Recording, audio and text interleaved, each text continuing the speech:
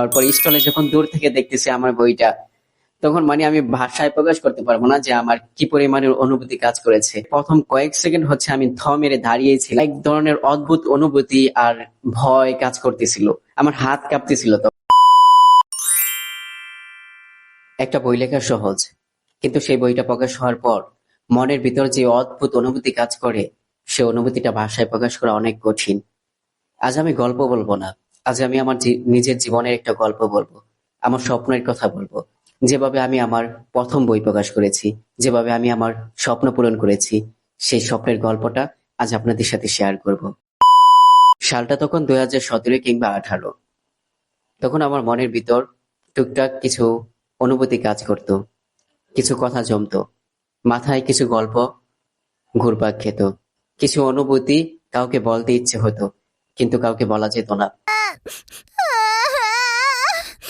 তখন আমি খাতা কলমে আমার অনুভূতিগুলো নোট করা শুরু করি। কখনো লিখেছি ডায়েরিতে, কখনো লিখেছি ফোনের নোটবুকে, কখনো ফেসবুকে। এভাবেই আমার পথ চলাটা শুরু হয়। 2018 সাল।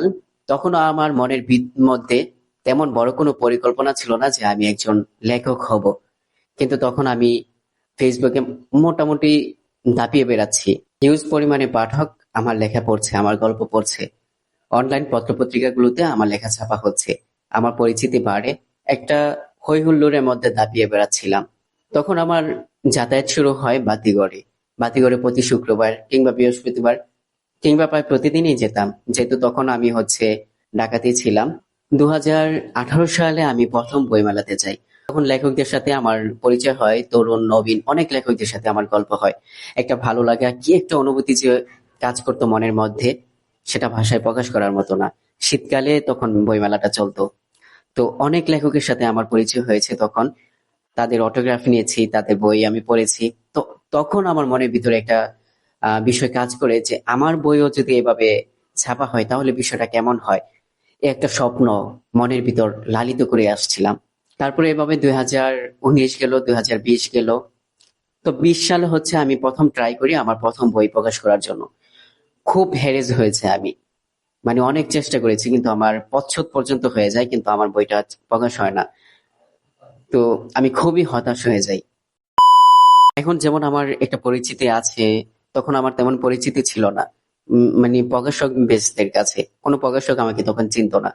কিন্তু আমি অনেক চেষ্টা করেছিলাম, অনেক প্রকাশকের কাছে দৌড়াদৌড়ি করেছি। তখন আমি আবার পড়াশোনা করি, তো পড়াশোনা বাদ দিয়ে বা পড়াশোনার পাশাপাশি একটা বই লেখা, তারপর সেই বইটা কম্পোজ করা, প্রুফ করা, প্রচ্ছদ করা, এইসব কিছু আমি কিছুই বুঝতামই না প্রথম। তখন আমি একদম নবীন ছিলাম। তো এত কিছু করে ফেলেছিলাম, কিভাবে যে করেছি, তার কাছে গেছি, তার কাছে গেছি, অনেক মানুষের ধারে ধারে আমি ঘুরেছি। তো তারপরে আমি এক প্রকাশকের কাছে যাই। প্রকাশকের কাছে যাওয়ার পরে তিনি আমার বইটা প্রকাশ করবেন বলেন। তারপরে আমি প্রচ্ছদ আমি নিজেই করাই। তো আমি হতাশ হই, সে প্রকাশক আমার বইটা প্রকাশ করে না। বইমেলা চলে যায়, বই বলে যে বই মেলাতে আসবে, আমি প্রচ্ছদ সবকিছু দিয়ে দিই। বলে প্রথম মেলার প্রথম দিন চলে আসবে, বলে প্রথম সপ্তাহ চলে আসবে। প্রথম সপ্তাহ আসে না, তারপর বলে যে দ্বিতীয় সপ্তাহ চলে আসবে। এভাবে পুরো মেলা চলে যায়, কিন্তু আমার বইটা আর প্রকাশ হয় নাই 2020 সালে। তো এইভাবে চলে যায় মেলাটা। তা তো তখন আমার কিছু লেখকের সাথে পরিচয় হয়েছিল। তো সেই লেখকরা সেই লেখকদের মধ্যে একজন একজন লেখক আমাকে খুব হেল্প করেছে। তো সে আমার লেখা পড়তো। সে বলতো যে আমি খুব ভালো লিখি, আমি খুব দারুণ লিখি। তো আমার লেখাগুলো প্রকাশ হলে পাঠক গ্রহণ করবে। তো 2021 সালে বইমেলার আগ দিয়ে একদিন বাতিঘরের ছাদের উপরে সন্ধ্যার পর সেই লেখক সহ আমরা আড্ডা দিচ্ছি। তো তখন একজন প্রকাশকের সাথে আমার কথা বলিয়ে দেশে। তো সেই প্রকাশক আমার বই প্রকাশ করতে রাজি হয়। তো সেই প্রকাশকই আমাকে জোর দিতে থাকে যেন আমি খুব দ্রুতই পাণ্ডুলিপিটা তাকে দিয়ে দেই, সে আমার বইটা প্রকাশ করবে। তো আরেকটা কথা বলে রাখি, তখন আমার ফেসবুকে হিউজ পরিমাণে একটা রিচ ছিল, বা আমার রিয়েক্ট আসছে, অনেক কমেন্ট বা অনেক পাঠক ছিল। তো সেই আইডিটা নাই, ডিজেবল হয়ে যায়। তো 2021 সালে আমার প্রথম বইটা প্রকাশ হয়। তো আমি 21 সালে বইমেলার 10ম দিন আমার বইটা আসে। তো এর মধ্যে আমি একবারও বইমেলায় যাই নাই, কারণ আমি বইটা প্রকাশ হলেই যাব এমন একটা সিদ্ধান্ত নিয়েছিলাম। তো প্রথম বই, জানেনই কি একটা অনুভূতি, কি একটা অদ্ভুত রকমের ভালো লাগে কাজ করে। তো আমি গেলাম, যাওয়ার পর স্টলে যখন দূর থেকে দেখতেছি আমার বইটা, তখন আমি ভাষায় প্রকাশ করতে পারবো না যে আমার কি পরিমাণের অনুভূতি কাজ করেছে। তো আমি প্রথম দূর থেকে প্রথম কয়েক সেকেন্ড আমি থ মেরে দাঁড়িয়েছিলাম আমার বইটার দিকে তাকিয়ে। দূর থেকে দেখতে পাচ্ছিলাম যে মারুফ মুসাফি লেখা দেখা যাচ্ছে, আমার সাথে ছিল মাহিরুল ইসলাম। তো মাহির আমার প্রথম বইয়ের ফটোগ্রাফি করেছিল, প্রথম ফটোগ্রাফার আমার।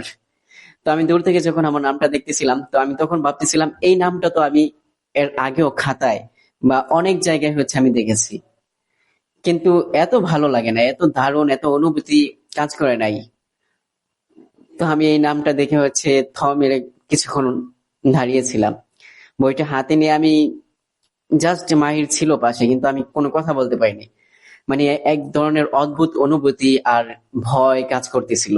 আমার হাত কাঁপতেছিল তখন, যে প্রকাশনীতে যে স্টলে রাখা ছিল সেই স্টলে, যারা স্টলে কি বলে সেল সেলার যারা ছিল, তো তারা আমাকে দেখতেছিল, যে বুঝতেছিল যে এই বইটার লেখক আমি।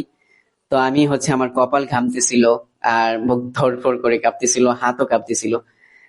একটা অদ্ভুত ধরনের অনুভূতি কাজ করতেছিল।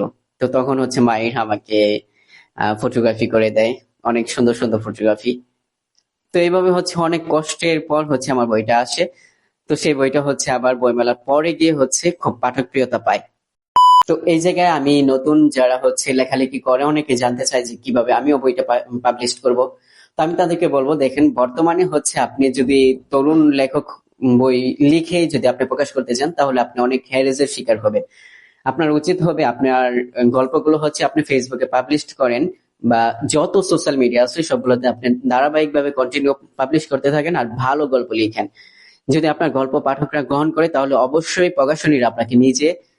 প্রকাশনীরা নিজে আপনাকে খুঁজবে। তো এভাবেই আপনি গল্প লিখতে থাকেন, গল্প পাবলিশ করতে থাকেন।